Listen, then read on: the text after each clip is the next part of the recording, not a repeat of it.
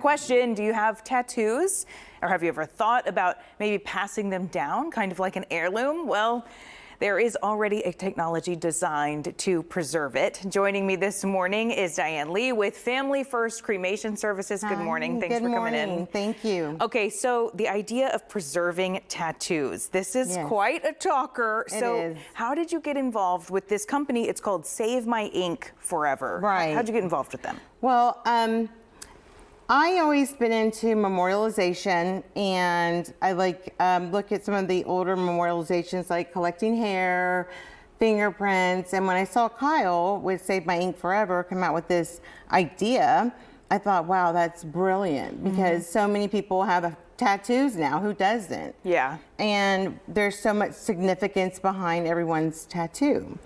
And when I saw the final product, it's like museum quality. It's not even what you would think. I think if people were to just, you know, kind of think outside the box a little bit and look and see at the product, it's just gorgeous. Well, I love having your viewpoint here on the show, because I get what you're saying. So some people, you look at that, it looks like art hanging on a wall. I understand that. It's beautiful. But then when you say, like, well, that's somebody's skin, don't people have like weird reactions to that too? You know, they do. And I think with, you know, grief is not like linear. It's all over. And I think when a family can feel that this comforts them, we should kind of open our minds to saying, okay, well, I understand, you know, and but if you look at it, it looks like something you walk past by, and it's just a picture. Yeah. You know, and you got to take away that other factor of what it is, and remember, this is someone they loved and they miss truly,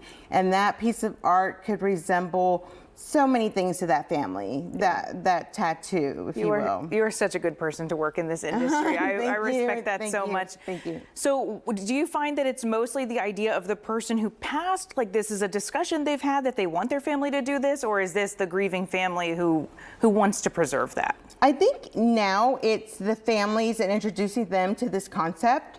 Yeah. And then once you put that out there, and I think a lot of the people that have tattoos, I know tattoo artists that are my friends, that they just think, I want this done when I pass away. And you can prearrange it. You can have these discussions with your families and say, are you open to this?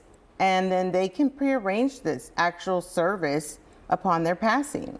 And so how long would it take, and how much would it cost a family to do this? Just depending. About 3 months after after someone passes away, we have a window where Kyle will send down from Save My Ink Forever a kit for us to excise the area, which I'm an embalmer. I would do that, send it back to Kyle, and he would do his process, kind of a secret way he says things. He always says it's secret way. He's like, don't give away too much. Yeah, they've worked on it for 2 years, and then they would return to family probably about 3 months later. And cost, I mean, depends on the size of the tattoo. Okay. So you can look at, you know, north of 1,000 or even higher. It just depends on the size, or maybe even less. You know, that's like a Kyle question, but it's not that bad when you're considering that funerals are so expensive. So expensive. So expensive. And I was going to give away a little bit about what you told Zach, which is his story's airing tonight at 6, but you told him that, you know, this is something that they would see and remember their loved one by, instead of going to a marker, which they, I mean, like buying a marker, which they may never visit. And you don't visit them. I mean, this is something generational. You can hand down to great-great-grandchildren.